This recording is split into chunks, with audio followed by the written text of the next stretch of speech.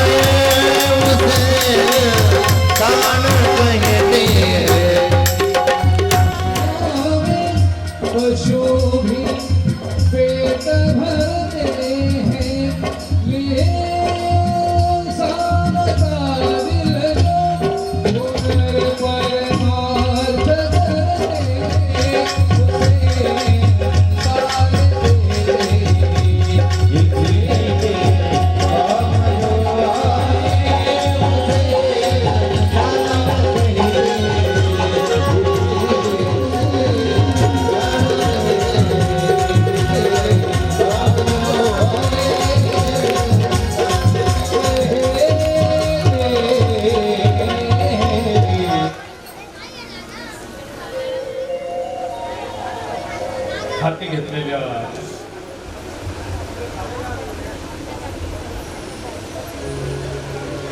योग्य त्या वेळेमध्ये त्या लोकांना त्या दिवशी मला त्या अण्णांची मला वाटलं उगाच राग केला अण्णांचा की काय हे जेवणाचं ताट घेऊन येतात, टोपलभर भात अवेळी, मग द्यायचा कोणाला? त्या लोकांनी इथे तिरंगा पुलावरतून उभ्याने पुलावरतून तो भात फेकला. काय उपयोग आहे त्या अन्नाचा? परंतु आपल्याला ते अन्न पोहोचवता येतं म्हणून चाललेली ही तकतक आहे. समर्थांनी जे आपल्या समोर देखाव्यामध्ये समर्थ रामदास स्वामी बसलेले आहेत, ही यज्ञाची आहुती आहे.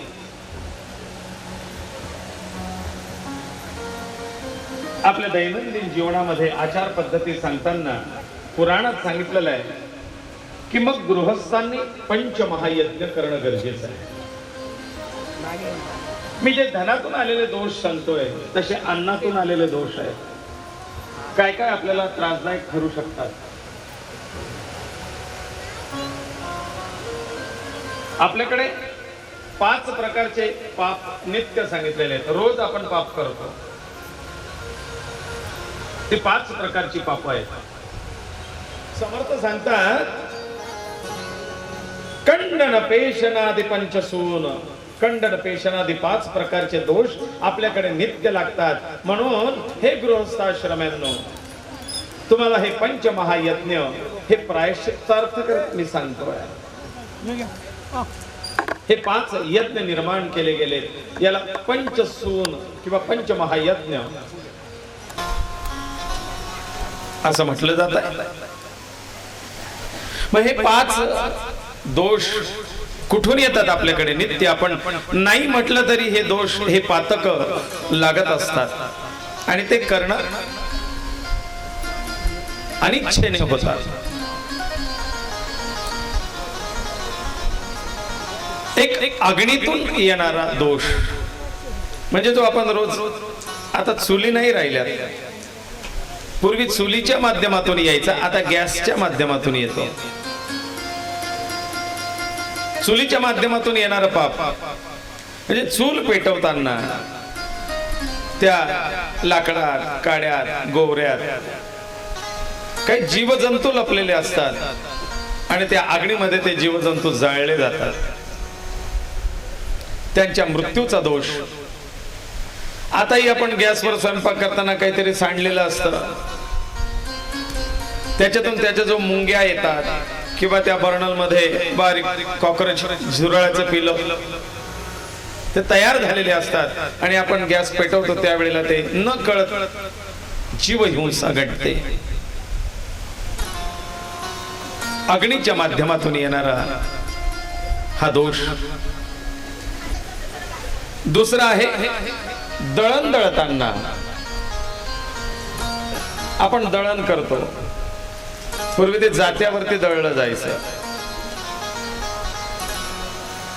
गव्हामध्ये लपलेले किडे असतात. त्या दळणामध्ये नाही म्हटलं तरी काही जीवजंतूंची हिंसा होते. म्हणून धान्याच्या माध्यमातून, अन्नाच्या माध्यमातून, दळणाच्या माध्यमातून होणारी जीवहिंसा. नंतर साफसफाई, झाडू पोछा याच्यातून होणारी जीवहिंसा. झाडता झाडता काही जंतू, जीव, मुंग्या आदी मारल्या जातात. पोछा देताना त्या फिनॉइलने अनेक जीवजंतू मरतात. पाणी भरताना काही जीवहिंसा होते. पाण्याच्या माध्यमातून होणारी जीवहिंसा. गाळण, कुटणे, कापणे याच्यातून होणारी जीवहिंसा. धुणं, घासणं याच्यातून होणारी जीवहिंसा. काही गोष्टी कळत नाहीत पण त्या घडतायत. मग अशा जीवांच्या मृत्यूच्या पातकापासून दैनंदिन व्यवहारात तर हे करणं गरजेचं आहे. मग किती लक्ष देणार, ती हिंसा होणार. मग याच्यातून मुक्तते करता हे पंचमहायज्ञ नित्य सांगितलेले आहे. पुराण असं सांगतं, कोणाचे श्रम, कोणाचे कष्ट, कोणाची मेहनत हे फुकट घेऊ नये. मग त्याच्यात गाईचं दूध फुकट घेऊ नये. गाय आपल्याला दूध देते.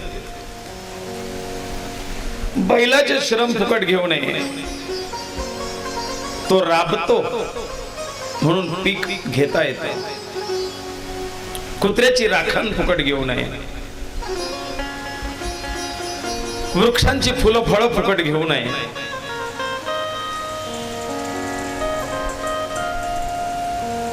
पक्ष्यांच्या वाट्याला असलेलं अन्न फुकट घेऊ नये.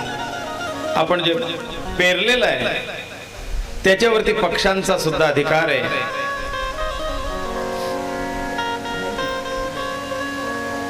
प्राण्यांचे उपकार, साधू संतांचे आशीर्वाद, आपल्या मनुष्य मात्रांचे सहकार्य, आपल्यावरती केलेले उपकार विसरू नये, त्याची आठवण ठेवावी, त्या सहयोगाला कुठेतरी लक्षात ठेवावं. देव, प्रकृती, ही भूमाता, हिची उदारता ही नेहमी लक्षात असावी. यांचे योगदान हे फुकट नसावे, त्याच्या प्रती काहीतरी करण्याची प्रवृत्ती असावी. म्हणून धर्मशास्त्राने ही पंचमहायज्ञ निर्मिली. देवकर्म, देवाचे उपकार आहेत आणि म्हणून देवकर्म, नित्य देवपूजा, देवाराधना, देवदर्शन, यज्ञ, हवन हा देवयज्ञ आहे. नंतर ऋषी यज्ञ, साधू संतांची सेवा, साधू संतांना दान धर्म, ही ऋषी सेवा आहे, ऋषी यज्ञ आहे. भूत यज्ञ, गाईला गोग्रास, कुत्र्याला श्वान बली, किड्या मुंग्यांना अन्न, पशुपक्ष्यांना अन्न, हा भूत यज्ञ. मनुष्य यज्ञ सांगितलाय, त्याच्यामध्ये आलेल्या अतिथी अभ्यागताला, तहानलेल्याला पाणी, उपाशी असलेल्याला अन्न, घासभर अन्न, घोटभर पाणी देता यावं, हा मनुष्य यज्ञ. दुसऱ्याचं दुःख समजून घेणं, दुसऱ्याच्या दुःखात सहभागी होणं, ही तो स्वय प्रकृती. 7 दिवसाच्या कथेला ही कलाकार मंडळी सांगितली. बोर्डावरती सगळ्यांची नावं आहेत, पण पहिले 2 दिवस गैरहजर सत्यजित महाराज, आज हजर आहेत.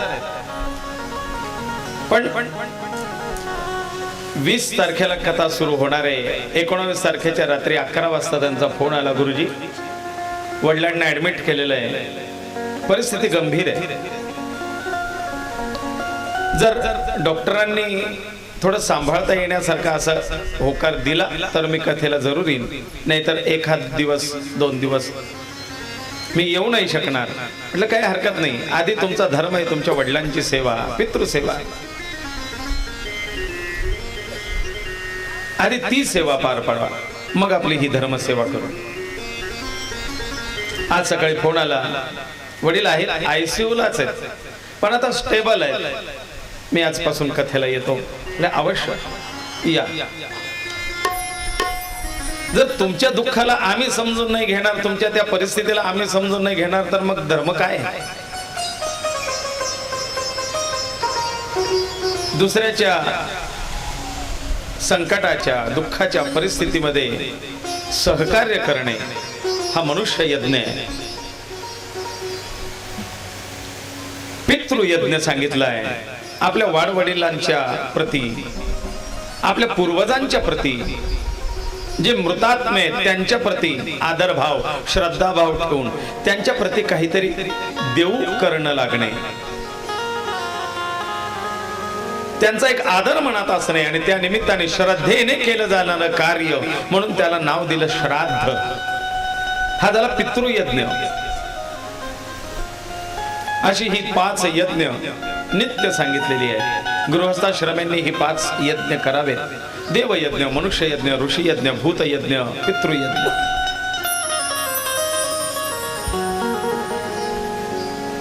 देवयज्ञामध्ये काहीतरी पूर्वी पद्धती होती, चुलीमध्ये त्या निखाऱ्यावरती अन्नाचा घास, जे अन्न शिजवलं असेल त्याचा घास टाकणे, म्हणजे अग्नीला अन्न समर्पित करणे. कारण अन्न हे फार महत्वाचा भाग आहे जीवनामध्ये. मी म्हटलो पैसा मिळवणं फार गरजेचं आहे, पण पैसा कशासाठी? अन्नासाठी. सगळी धावपळ त्या 2 वेळेच्या भोजना करताय. मी काल सहज भोजन करता करता लक्ष गेलं, एका बोर्ड वरती लिहिलेलं होतं, आपल्या भोजन कक्षामध्ये काही बोर्ड लावलेले, त्याच्यावर लिहिलेलं आहे की आपण फार भाग्यवान आहोत की आपल्याला 1 वेळचा नाश्ता 2 वेळचं जेवण पोटभर मिळत आहे. आपण फार भाग्यवान आहोत. यासाठीच तर आयुष्यभर धावपळ आहे, धडपड आहे. तर ते अन्न कसं असावं याबद्दल ग्रंथात फार छान वर्णन दिलंय. स्वयंपाक हा शुद्ध आणि सात्विक असावा. स्वयंपाक करताना करणाऱ्या व्यक्तीचं मन शुद्ध आणि सात्विक स्वच्छ असावा. स्वयंपाक करताना ते अन्न शिजवणाऱ्या व्यक्तीत रागराग करून ते अन्न शिजवू नये. कोणाच्या बद्दल बरं वाईट बोलत ते अन्न शिजवू नये. शिव्या शाप देत ते अन्न शिजवू नये. भाव उतरतात. सात्विकता असावी, शुद्धता असावी, पावित्र्य असावं, नामस्मरण असावं. कुठलाही एखादा मंत्र मनातल्या मनामध्ये जप करत अन्न बनवण्याची प्रक्रिया घडावी. त्या अन्नात सात्विकता उतरते. शांतपणे नामस्मरण करत ते अन्न केलं जातं. कारण जैसे खावे अन्न तैसे होते बुद्धी. ज्याप्रमाणे अन्न ग्रहण कराल त्याप्रमाणे बुद्धी प्राप्त होते. बुद्धी तसं वळण घेते. म्हणून आपल्या धर्मशास्त्रात असं सांगितलंय की स्वयंपाक केल्यानंतर पहिली जी पोळी तव्यावरती बनवली जाते ती उतरवून बाजूला ठेवावी. तो गायीचा भाग आहे. कारण माझ्या जीवनात या गोवंशाचे अनेक उपकार आहेत. गाय आहे तर ही पृथ्वी जिवंत आहे. पृथ्वी उपजाऊ क्षमता टिकवून आहे. तिचे बालक, तिचा तो गोवंश, ते बैल आहे तर माझी शेती आहे. आणि म्हणून या भूमातेतून मिळवलेल्या त्या अन्नधान्यावरती पहिला अधिकार तिचा आहे. ही पहिली पोळी तिच्या वाटची. कारण तिच्यात 33 कोटी देवता आहेत. गाईला नैवेद्य, गाईचं अन्न म्हणजे सगळ्या देवांना नैवेद्य. पहिला घास तिचा काढला. सगळा स्वयंपाक बनवल्यानंतर शेवटचा जो उंडा उरतो गोळा, त्याची एक चांकी करून ती बाजूला काढावी. तो भाग आहे कुत्र्याचा. कारण हे सगळं ऐश्वर्य सांभाळण्याकरता जो जीव दाराशी आहे, जो अत्यंत प्रामाणिकपणे आणि निष्ठेने आपली जबाबदारी पार पाडतोय, अत्यंत प्रामाणिक, तो कधी तक्रार करत नाही. मला शिळ दिलं, मला कोरडं दिलं. त्या कुत्र्याचेही उपकार आहेत. म्हणून त्या प्रामाणिकतेच्या करता त्याचा एक भाग, त्याचे उपकार माझ्यावरती आहेत, त्याचा भाग म्हणून तो आपण बाजूला काढावा. तो भाग कोणी ग्रहण करू नये. तो भाग कोणी खाऊ नये. जो खातो त्याला तशी बुद्धी प्राप्त होते. म्हणून शेवटची पोळी कोणी खाऊ नये. पहिली पोळी कोणी खाऊ नये. यज्ञशिष्ट शिरसंतो भुज्यन्ते सर्व किल्बिषैः भुज्यन्ते ते त्वघं पापा ये पचन्त्यात्मकारणात्. भगवान श्री कृष्ण गीतेमध्ये सांगतात की बाबा रे, जो देवाला समर्पित करून, देवाला अर्पण करून त्या अन्नाचा स्वीकार करतो, तो प्रत्यक्ष यज्ञाचा प्रसाद भक्षण करतो. परंतु जो फक्त आपल्या स्वतः करता शिजवून अन्न ग्रहण करतो, ज्याच्या अन्नामध्ये इतर जीवांचा, देवांचा, आपल्या पितरांचा भाग नाही, ते अन्न नव्हे, तो पाप भक्षण करतो. भुज्यन्ते ते त्वघं पापा ये पचन्ति आत्मकारणात्. जे स्वतः करता म्हणून अन्न शिजवताय ते अन्न नव्हे, पाप ग्रहण करताय. मला आठवतं लहान असताना पाचोरा तालुक्यामध्ये आमचं गाव, छोटस खेड. त्या खेड्यामध्ये वर्षाकाठी लोक वडिलांना बोलवायला यायचे, महाराज खळं घेऊन जा. खळं काढून ठेवलंय. काय पद्धती होती खळं? तर शेतातलं काढलेलं सगळं धान्य त्या खळ्यामध्ये पाल फट्ट टाकून त्याच्यावरती ती धान्याची रास केली जायची. सगळं धान्य तिथे जमा केलं जायचं. त्या धान्याच्या राशीची पूजा व्हायची आणि मग त्याच्यातून वार्षिक कर, वार्षिक भाग. पहिला भाग हा ब्राह्मणाला, गुरुजी झोळी तुमची, हा तुमचा अन्नाचा भाग. दुसरा भाग मग त्या काळात वर्षभर न्हाव्याकडे जे काही दाढी कटिंग केली जायची त्यावेळी का पैसे दिले जात नव्हते.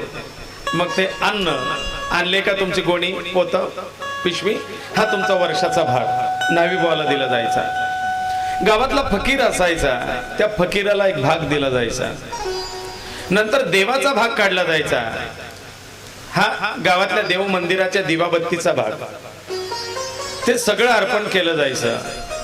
नंतर मग कुंभाराचा एक भाग असायचा. त्यावेळेला कुंभार दिवाळीच्या पंत्या, पोळ्याचे बैल आदी ज्या काही वस्तू असायच्या त्या वस्तू दिल्या जायच्या. त्याच्या बदल्यात ह्या भाग त्याचा असायचा. गावातला एक मातांग समाजाचा मनुष्य असायचा जो वर्षभर दवंडी द्यायचा. गावात काही कार्यक्रम असला की गावात दवंडी दिली जायची. ती दवंडी देणे, पोळ्याच्या वेळेला दारोदार तोरण लावण्याचं काम करायचं. प्रत्येक घरी तोरण लावायचा, त्याचा एक भाग दिला जायचा. हे सगळे भाग देऊन घरचं वर्षभर पुरेल एवढं धान्य बाजूला काढलं जायचं आणि नंतर उरलेला साठा मार्केटला विक्रीला. हा होता खळ्याचा प्रकार. तेवढ्या अन्नधान्यात सगळ्यांना देऊन शेतकरी खुशहाल, आनंदी आनंद, आरोग्य संपन्न. तेव्हाही आत्महत्या होत नव्हत्या. सगळे सुखी, समाधानी आणि आनंदाने जीवन जगायचे. आज त्याच्यात चौपट नाही, 10 पट अन्नधान्य येत आहे, पण त्यात समाधान राहिलेलं नाही, आनंद राहिलेला नाही, आरोग्य राहिलेलं नाही. आणि म्हणून या सगळ्यांना देऊन तो शेतकरी राजा आपल्यासाठी घरच्या परिवाराला पुरेल एवढं अन्नधान्य काढून ठेवायचा आणि मग उरलेलं देऊन त्याच्यातून खर्च चालायचा. जे धान्य मंदिरासाठी, देवासाठी दिलं जायचं त्या धान्याचा निलाव व्हायचा. तो कोणीतरी घ्यायचा आणि त्या पैशातून मंदिराची वार्षिक रंगरंगोटी, दिव्याबत्तीचा खर्च आणि तिथला जो कोणी पुजारी असेल किंवा व्यवस्थापक असेल जो तिथलं व्यवस्था पाहतोय त्याच्यासाठीचं काहीतरी मानधन हे काढलं जायचं. आणि म्हणून काहीतरी त्या अन्नधान्यामध्ये देणं लागतं, ते द्यावं. आपल्या शिजवलेल्या अन्नात कोणाचा तरी भाग असावा. भोजनाचे नियम आहेत. अशा प्रकारचं बनवलेलं, शुद्ध सात्विकतेने बनवलेलं अन्न ते पात्रात आल्यानंतर जेही असेल त्या अन्नाचा सन्मान करावा, आदर करावा. अस्नात करी भोजन ते अन्न नवे पाप भक्षण. न स्नान करता भोजन करू नये, ते अन्न नाही, पाप भक्षण आहे. जेवताना दोघं हात, दोघं पाय आणि तोंड धुवून हे पंच असावे आर्द्र. या 5 गोष्टी आर्द्र म्हणजे ओल्या, म्हणजे हात धुवावे, पाय धुवावे, चूळ भरावी आणि जेवणाला बसावं. जेवणाला बसताना आसन घेऊन बसावं. जेवणाला बसताना बसायचं आसन फाटकं नसावं आणि जेवणाचं पात्र फुटकं नसावं. जो फुटक्या पात्रात जेवण करतो त्याला दारिद्र्य येतं, रोग जडतात. आणि म्हणून फुटलेल्या भांड्यात जेवण करू नये. फाटलेल्या आसनावरती बसून जेवण करू नये. पूर्वीची तर प्रथा होती की ताटाला पाठ आहे ना, आजकाल ते नाही आहे, पण निदान ताट हे फुटकं नसावं, त्याच्यात वाढलेलं अन्न आदराने त्याला पाणी फिरवावं, त्याच्या संपूर्ण अन्नाचा एक भास ताटाच्या बाहेर काढावा. भूपती भुवनपती भूतानां पती स्वर्ग मृत्यू पाताळ जडरूप वायुरूप दिव्यरूप देव पितर आणि जीव, सगळे जीवजंतू देव आणि पितर, ज्याला जे जमेल ते, हा सगळा अन्नाचा भाग त्यांच्यासाठी समर्पित आहे. त्यांच्या कृपेने आज मी जे अन्न ग्रहण करतोय हा त्यांचा आशीर्वाद आहे, हा त्यांना अर्पण असो. कृष्णार्पणमस्तु असं म्हणून त्या अन्नाला पाणी फिरवावं, ताटाला पाणी फिरवावं, अन्नाला नमस्कार करावा. जेवताना पायाचा स्पर्श ताटाला होऊ नये, ताटाला पाय लागू नये. ग्रंथात सांगितलेले नियम आहेत भोजनाचे. लाईट गेल्यानंतर जेवण करू नये. दिवा लावावा, चिमणी लावावी, पणती लावावी, मेणबत्ती लावावी, आधुनिक मोबाईलचे टॉर्च लावावी, काहीतरी उजेड करावं, मग अन्न ग्रहण करावं. डायरेक्ट अंधारामध्ये अन्न सेवू नये, तो घास तसाच्या तसा ठेवावा असा नियम आहे. कदाचित त्याच्यात शास्त्र असं असेल की लाईट गेल्यानंतर काही किडा मुंगी पाल जीव जंतू त्या अन्नात पडला तर विषबाधा होऊ शकते. त्यामागचं सायन्स. लाईट गेल्यानंतर अंधारात जेवू नये. जेवताना दक्षिणेकडे तोंड करून जेवण करू नये. जेवताना पायात चप्पल आणि डोक्यात टोपी नसावी. बनवताना तर अजिबात नाही, पण जेवताना पायात टोपी, डोक्यात टोपी आणि पायात वाहन चप्पल नसावी. हा त्या अन्नाला दिलेला सन्मान आहे. जेवताना महामौन सांगितलेलं आहे, म्हणजे पूर्ण मौनाने जेवण करावं. ते आजकाल ज्यांना शक्य नाही, निदान पहिले 5 घास घेई तोपर्यंत मौन ठेवावं. 5 घास घेऊन झाल्यानंतर मग बोलता यावं. अजूनही काही लोकांचा नियम आहे, जेवताना ते बोलत नाहीत. जेवताना अन्नाची निंदा करू नये, अन्नाला निंदित करू नये, अन्न वाया घालवू नये. लागेल तेवढं मागून घ्या, ते व्यर्थ वाया जाऊ नये. आज आपल्याला त्या अन्नाची किंमत नाही, पण त्या अन्नासाठी अनेक जीव तडफडत आहेत. म्हणून अन्न हे ब्रह्म आहे. अन्न हे वाया घालवू नये. उष्ट अन्न खाऊ नये. कोणाचं उष्ट अन्न खाऊ नये. खूप दिवस साठवलेलं शिळ अन्न खाऊ नये. आजकाल काही पॅकेट येतात तयार पुलाव, रेल्वेत वगैरे ते बघायला मिळतात. गरम पाण्यामध्ये ते पॅकेट बुडवलं की भात तयार. काय प्रक्रिया आहे? ते आधी शिजवून त्याला एक विशिष्ट प्रोसेस करून ते पॅक करून ठेवलं जातं, हवाबंद पॅकेजिंग. नंतर त्याला फक्त ते गरम पाण्यातून बुडवून काढलं की तो भात तयार, तो पदार्थ तयार. हो, पदार्थ विषबाधा देऊ शकतात. म्हणून अनेक दिवसापासून बंद करून ठेवलेलं साठवलेलं ते पदार्थ खाऊ नये. लोणचं त्याला अपवाद आहे, वाळवणीचे पदार्थ त्याला अपवाद आहेत. शिजवलेलं अन्न, पुन्हा पुन्हा अन्न गरम करून खाऊ नये. एकच अन्न पुन्हा पुन्हा गरम करून खाऊ नये. त्याच्याने सुद्धा विषबाधा होऊ शकते. अन्न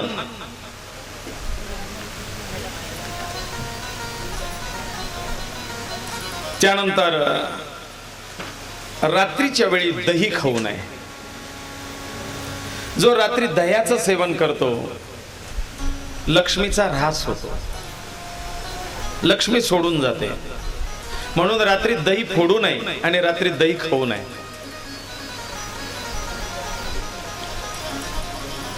शनिवारच्या दिवशी उडदाचा पदार्थ खाऊ नये, उडीद खाऊ नये. असे काही नियम आहेत आपल्याकडे, अजूनही काही जुने लोक पाळतात.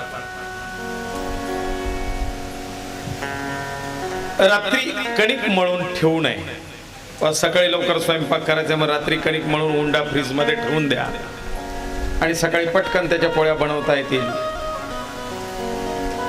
त्या अन्नाला दोष आहे. आयुर्वेदामध्ये 50 प्रकारचे विरुद्ध आहार सांगितलेले आहेत. ते एवढे सांगायला इथे परवडणार नाही. पण विरुद्ध आहार याचा जर अभ्यास केला तर आपल्याला कळेल कुठले पदार्थ कुठल्या पदार्थाबरोबर खाऊ नये, त्याच्याने त्रास होतात. जसं दूध आणि मुळा हे सोबत खाऊ नये. शारीरिक व्याधी त्याच्याने येतात. जे मांसाहारी लोक आहेत ते सुद्धा मांसाहार आणि दूध याच्याने सुद्धा त्वचेचे विकार तयार होतात. असे काही पदार्थ आहेत हे एकत्र खाऊ नये. वाद विवाद भांडण ह्या जेवताना नसाव्यात. जेवताना शांततेत जेवण असावं. काय आपले विषय असतील ते जेवणानंतर. जेवताना वादविवाद नसावेत. जेवताना ताट सरकून अर्ध्यातून उठून जाऊ नये.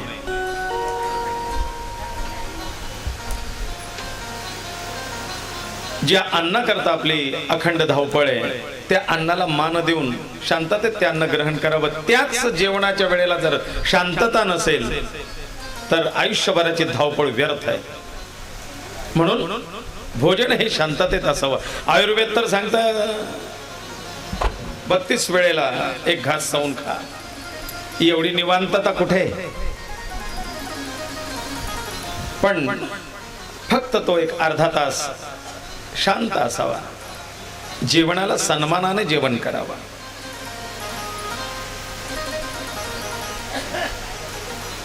कृष्णार्पणमस्तु म्हणून त्या भगवंताला धन्यवाद द्यावे. ज्यांना येत आहे त्यांनी म्हणावं, वदनी कवळ घेता नाम घ्या श्रीदेवीचे श्री हरीचे. सहज हवन होते नाम घेता फुकाचे. जीवन करी जीवित्वा अन्न हे पूर्ण ब्रह्म. उदर भरण नो हे जाणीजे यज्ञ कर्म. कारण अन्न ही स्वयं अन्नपूर्ण आहे. नित्यानंद करी वराभय करी सौंदर्य रत्नाकरी. निर्धूताखिल घोर पावन करी. प्रत्यक्ष माहेश्वरी. प्रालया जलवंश पावन करी काशीपुराधीश्वरी. भिक्षां देहि कृपावलंबन करी. माता अन्नपूर्णेश्वरी. त्या अन्नपूर्णेला नमस्कार देवी. अखंड तुझी कृपा अशीच आमच्यावरती राहू दे. भाग्यवान आहेत ज्यांना पोटभर जेवता येत आहे. काहींना भूक आहे त्यांच्याकडे अन्न नाही. काहींकडे अन्न आहे त्यांना भूक नाही. काहींकडे भूकही आहे अन्न आहे पण त्याच्याकडे फक्त पाहतात, खाता येत नाही. नुसती मुगाची डाळ पोळी.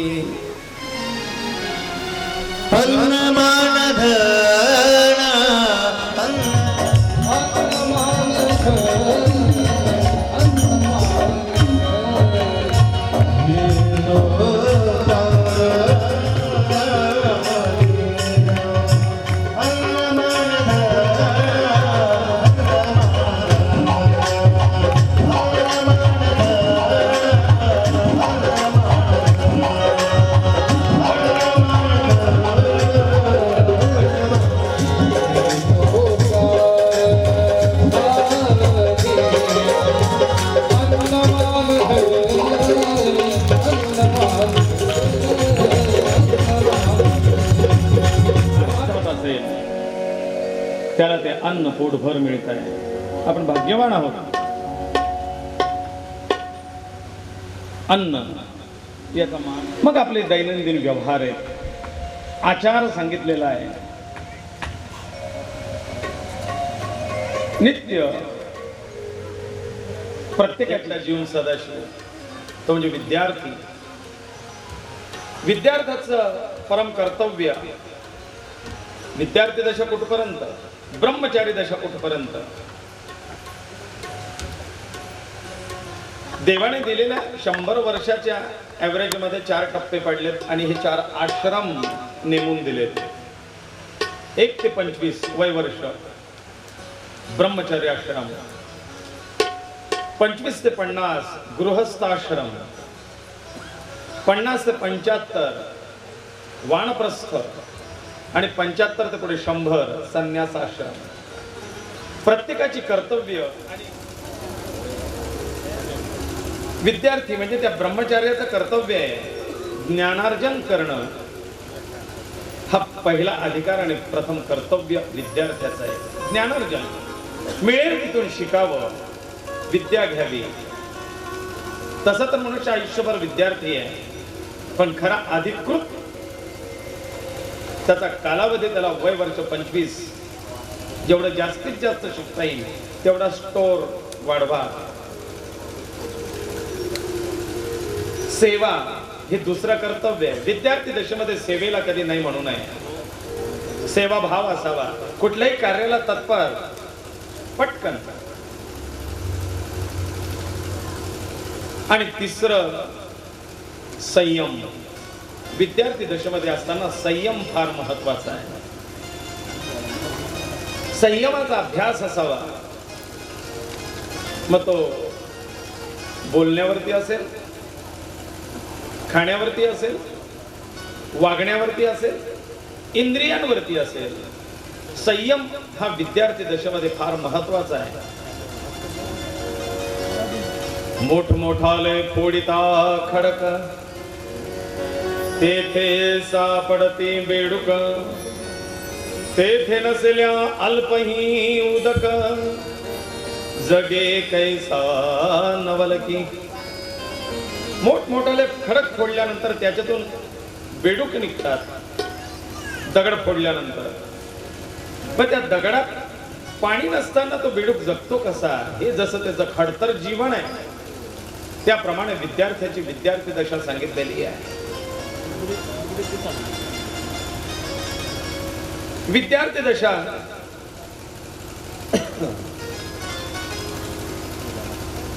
श्वान निद्रा बकध्यानम.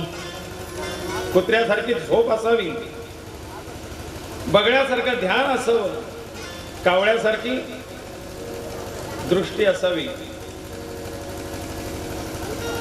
चौफेर चाणाक्ष हे विद्यार्थ्याची लक्षण आहे. विद्यार्थी कसा असावा, ब्रह्मचारी आश्रमात कसं वागलं पाहिजे, तटकन ताडकन. आजकाल तरुण हा वयाने तरुण आहे पण वृत्तीने म्हातारा झालाय. आणि म्हातारे हे वयाने म्हातारे पण कर्माने तरुण आहेत. तडकन पटकन कामाला तयार, पण तरुण ढेपाळले आहेत सगळे. म्हणून ही विद्यार्थी दशा सेवा, ज्ञानार्जन, संयम ही तत्परता विद्यार्थ्यामध्ये असावी. दुसरा आश्रम सांगितलाय गृहस्थाश्रम, म्हणजे वैवाहिक जीवन, विवाह बंधन. जो आतापर्यंत मी होता तो आता आम्ही झालाय. आता इथे फक्त मीचा विचार नाही, आम्हीचा विचार आहे. या गृहस्थाश्रमामध्ये प्रथम कर्तव्य आहे. इथे ज्ञानार्जन होतं, आता इथे धनार्जन आहे. धन प्राप्त करणे, पैसा मिळवणे, संपत्ती गोळा करणे, जमा करणे. शास्त्र तर म्हणतं विश्वविद्या तिशी धन. 20 वर्षानंतर धन प्राप्ती करायला निघालं पाहिजे, कारण हेच वय कष्टाचं आहे. या वयात कष्ट होतील, पुढे चालून होणार नाही. धनार्जन, अर्जित केलेल्या गोष्टींचा सदुपयोग, मग मिळवलेल्या धनाचा असेल, त्या ब्रह्मचर्य आश्रमामध्ये मिळवलेल्या ज्ञानाचा असेल, त्या ज्ञानाचा सदुपयोग करून धनार्जन करणे हा गृहस्थाश्रमाचा प्रमुख पाया आहे. तिसरं कर्तव्य आहे गृहस्थाश्रमाचं सहयोग. इतरांना सहकार्य करणे. कोणाला तर गृहस्थाश्रम हा सगळे आश्रम गृहस्थाश्रमावरती अवलंबून आहे. ब्रह्मचरी म्हणजे हे जे विद्यार्थी दशा आहे यांना खाऊ कोण घालेल? गृहस्थाश्रमी. जे संन्यासी आहेत ते भिक्षा मागायला कोणाकडे येतील? गृहस्थाश्रमाकडे. आणि म्हणून इतर 3 आश्रम ज्यावरती अवलंबून आहे तो गृहस्थाश्रम आहे.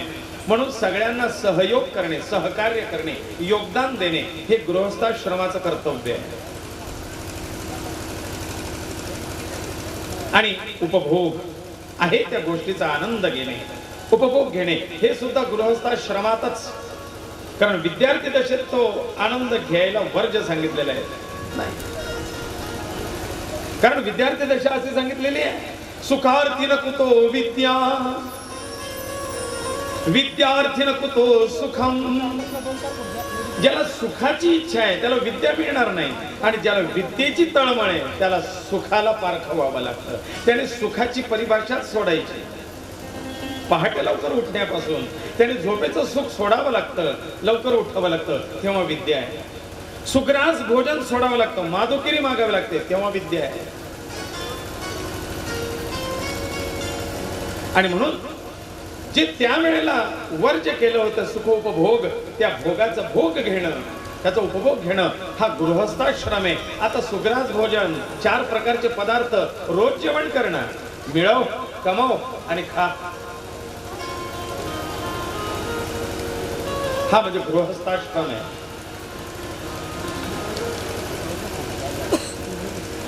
तिसरा सांगितलंय वानप्रस्थ. वानप्रस्थ, वानप्रस्थ म्हणजे वनात जाणे. पूर्वी वानप्रस्थ होतं, घरदार सोडून, संसार दुसऱ्याला सोपवून म्हणजे मुलाबाळांना सोपवून ती व्यक्ती वनात निघून जायची तपाचरण करण्याकरता, तपश्चर्येला. वानप्रस्थ आश्रम कितीपासून सुरुवात होतोय? हा, तिसरा टप्पा आहे. 51 52 म्हणजे वय सांगता. आता वन, वानप्रस्थ म्हणजे वन, वनाकडे चालता हो, नाहीतर घरी तुझी वनवन होईल. नाही तर मग इथेच राहायचं असेल तर आसोनी संसारी, संसारात राहून त्याच्यापासून अलिप्त होता तुला आलं पाहिजे. जास्त लुडबुड करू नको संसारात. आता जबाबदाऱ्या मुलाबाळांवरती सोपवण्याची वेळ आहे. जरा त्यांना उभं राहू दे, त्यांना शहाणं होऊ दे, अनुभव त्यांना येऊ दे. तू थोडीशी अलिप्तता घे. आता संसारात जास्त रमणं गरजेचं नाही, कारण पुढे संन्यास आश्रम आहे, त्याची प्रॅक्टिस म्हणजे वानप्रस्थ आहे. सेल्फ, स्वतः आत्मनिर्भर, दुसऱ्यावर अवलंबून राहता कामा नये, हे जीवन शिकवणारा हा वानप्रस्थ आहे. 51 वन, वानप्रस्थ, नाहीतर मग वन.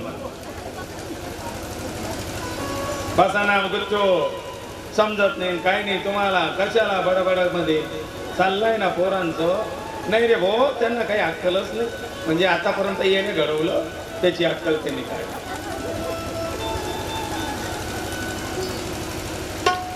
त्याच्यापेक्षा अलिप्त. वानप्रस्थीचं प्रथम कर्तव्य आहे तपार्चन. तापवणे, शरीर तापवणे. तापवणे म्हणजे काय? तव्यावर जाऊन बसा. तपाचरण. दुसरा अभ्यास. विद्यार्थी दशेत विद्या मिळवली, गृहस्थाश्रमात धन मिळवलं, पण या 2 आश्रमात म्हणजे अर्धायुष्य गेलं. मी काय कमावलं, काय मिळवलं, याच्यातून मला काय प्राप्त झालं, काय चांगलं केलंय, काय वाईट केलंय, याचा ताळमेळ घालण्याचा कालावधी म्हणजे वानप्रस्थ आहे. अभ्यास स्वतःचा.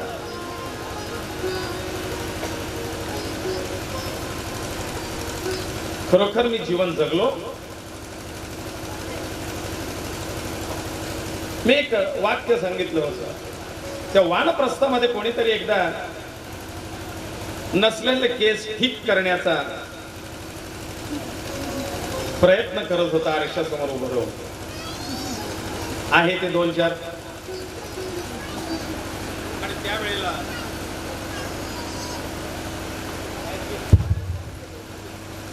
आरशाने त्याच्याशी बोलायला सुरुवात केली. आरसा म्हणतोय त्याला वानप्रस्थ लागलाय. इंटिमेशन मेसेज मिळालेच असतील केसांकडून, दातांकडून, कानाकडून, डोळ्याकडून. म्हणजे वानप्रस्थ आहे. आता उतार व्हायला सुरुवात झाली. त्या आरशाने सांगितलं मुझे आपसे कुछ बात पूछनी है. पूछो, इजाजत हो तो. क्योंकि आईना कभी झूठ नहीं बोलता. याने सांगितलं व्हाय नॉट, विचार.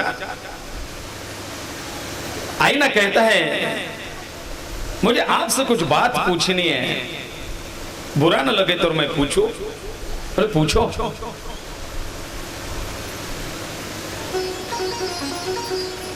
नहीं, बात भले आपको बुरी लग जाए, पूछना तो नहीं चाहिए था, लेकिन रहा नहीं जा रहा तो पूछो ना. आईना कहता है उसे मुझे आपसे एक बात पूछनी है, पूछना तो नहीं चाहिए था, लेकिन तू अब तक जिंदा है, रहना तो नहीं चाहिए था.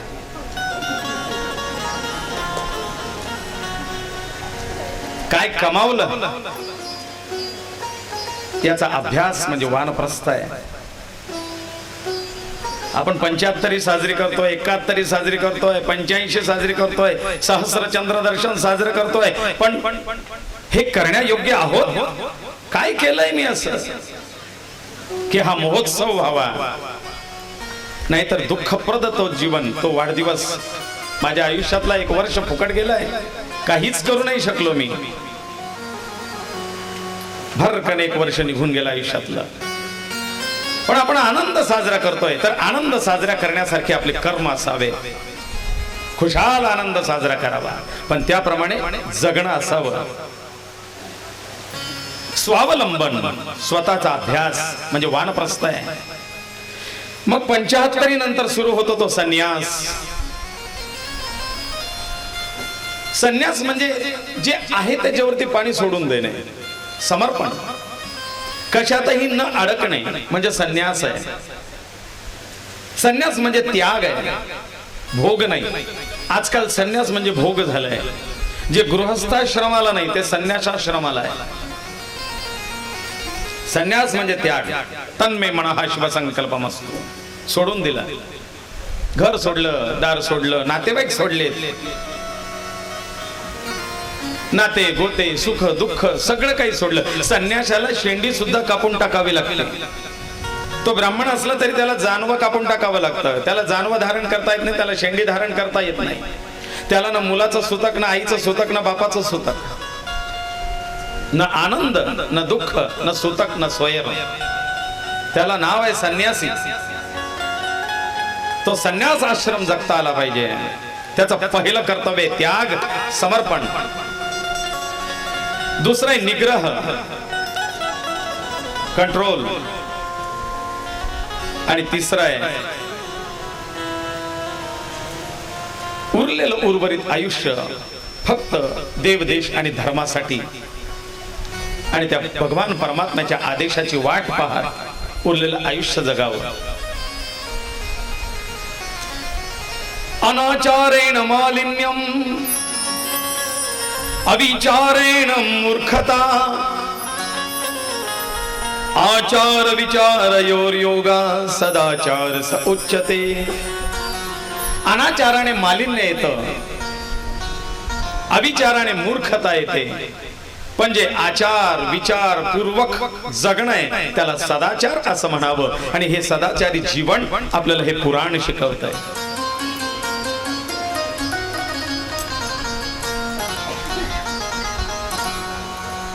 जीवन जगणं कसं आहे. पुढे अनालस्यम गुरुर्निष्ठा सदाध्ययन दक्षता.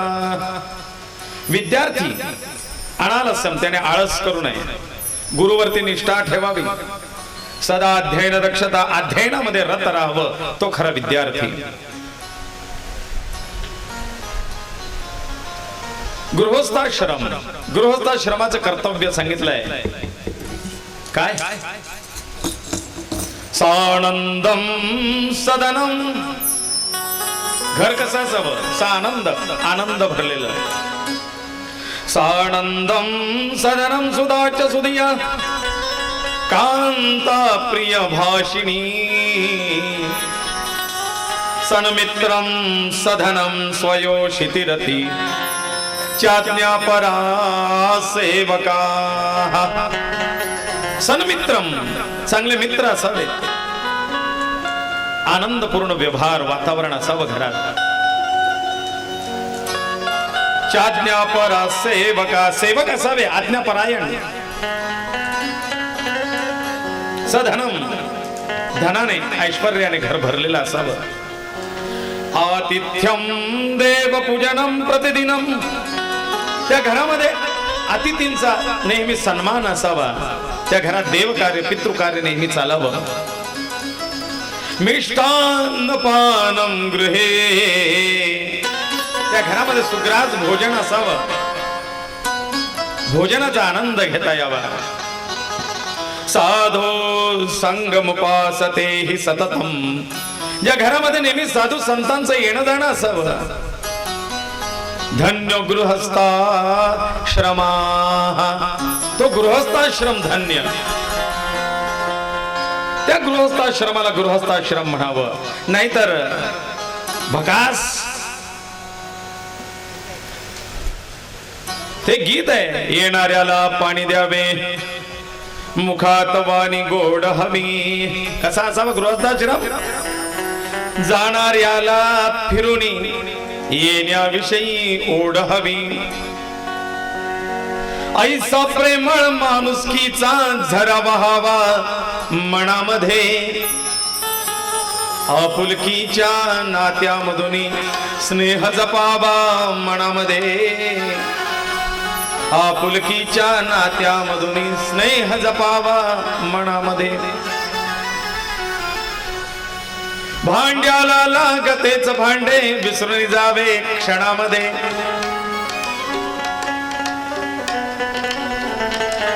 कुठल्या तरी कार्यक्रमाला वर्षा काकूंनी वाटलेले गीत, त्याचा एक कागद माझ्याकडे अजून आहे, त्याचे बोल आहे. भांड्याला लागतेच भांडे विसरून जावे क्षणामध्ये. वादविवाद भांडण तंटा कुठे नाही होत, म्हणले ते क्षणामध्ये विसरून जावं. रुसवा फुगवा आढी या मनामध्ये ठेवू नये. घरात घ्यावी नित्य काळजी त्या वय झालेल्या पानांची. ज्याची त्याला द्यावी जागा वयाप्रमाणे मानाची. ज्याची त्याला वयाप्रमाणे योग्य ती मानाची जागा देता यावी. मग ते रुसवे फुगे नसावे. ऐसा प्रेमळ माणुसकीचा झरा वहावा मनामध्ये. त्यालाच म्हणावं धन्यो गृहस्थाश्रमा. आपुलकीच्या नात्यामधून स्नेह जपावा मनामध्ये. आपुलकीच्या नात्यामधून स्नेह जपावा मनामध्ये. कुटुंब वत्सलता, धीर गंभीरता, इतरांचा सन्मान, सत्कर्म आहे त्याचा उपभोग, आनंद, हे ज्या घरामध्ये सानुकूल आहे तो धन्य गृहस्थाश्रम.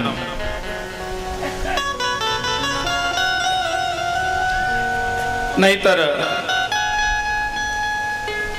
एक श्लोक एका व्यक्तीने जेवताना म्हटला होता, तुम्हाला आठवतो? फार गमतीचा आहे. पूर्वी जेवताना चढउतार प्रतियोगिता चालायची, श्लोकांची उत्तर प्रत्युत्तर प्रश्न चालायचे. त्याच्यात कोणीतरी धन्य गृहस्थाश्रम म्हटल्यानंतर दुसऱ्याने त्याला प्रत्युत्तर दिला, रे ज्याचा गृहस्थाश्रम असा असेल तो धन्य आहे, पण ज्याच्या गृहस्थाश्रमात याच्या विरुद्ध वातावरण असेल त्याचं काय? मग काय वातावरण? सासू कसपट सासरा तृण जसा, नंदा नसाव्या घरी. म्हणतोय सासू कसपट सासरा तृण जसा, नंदा नसाव्या घरी. जावा पाहून जीव घेईन म्हणे, हे व्यासी दावा करी का. त्यांनी स्प्लेंडर घेतली, तुमची बोंब नाही पडत का? ती जोडी आपल्या घरी येते स्प्लेंडर नवीन बसून, तुम्ही बुलेट घ्या. जावा पाहून जीव घेईन म्हणे, हे व्यासी दावा करी. माणी दीर घरात केरही बरा, दीर माणी दीर घरात केरही बरा. भरतार दासा परी, अन ऐसी बाईल ज्या नरा प्रति मिळे, त्याने भजावा हरी.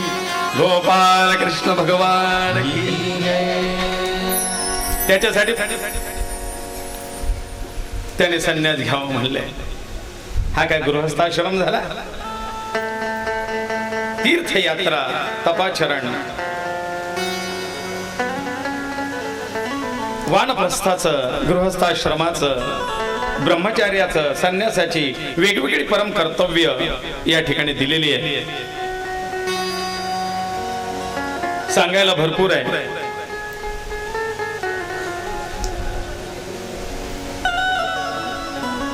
पण इकडून तिकडून स्टेनगंज माझ्यावरती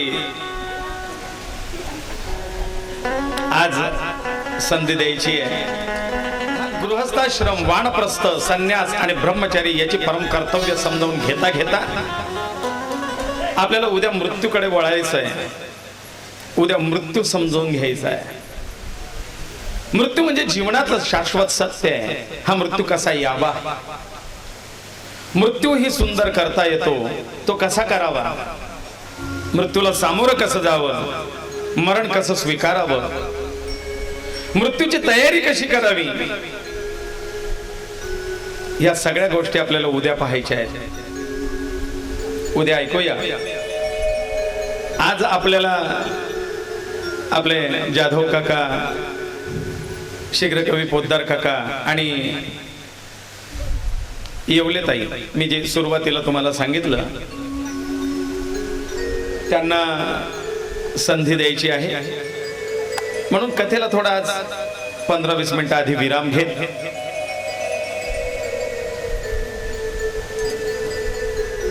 6:30 झाले ना.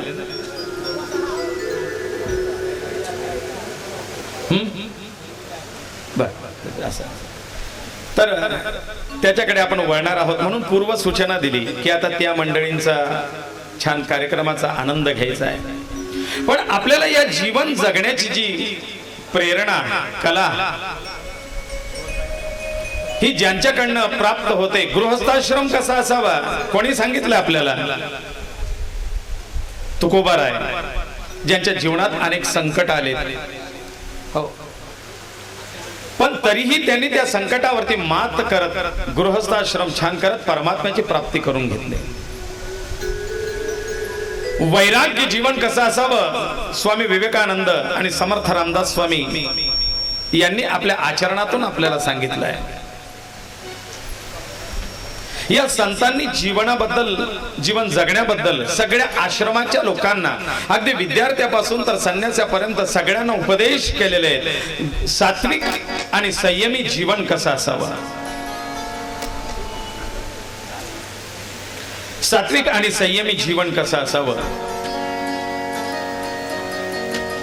ही प्रेरणा ज्या संतांकडनं प्राप्त होते, ज्या विचारवंतांकडनं प्राप्त होते, ते फार मोठं वैभव आपल्याला लाभलेलं आहे. आपल्या भारत भूमीला या संतांचं वैभव लाभलं आणि म्हणून भारतामध्ये ही सात्विक परंपरा अजूनही आहे. हे सात्विक परंपरा आपल्याला देणाऱ्या संतांचं दर्शन आपल्याला घ्यायचं आहे.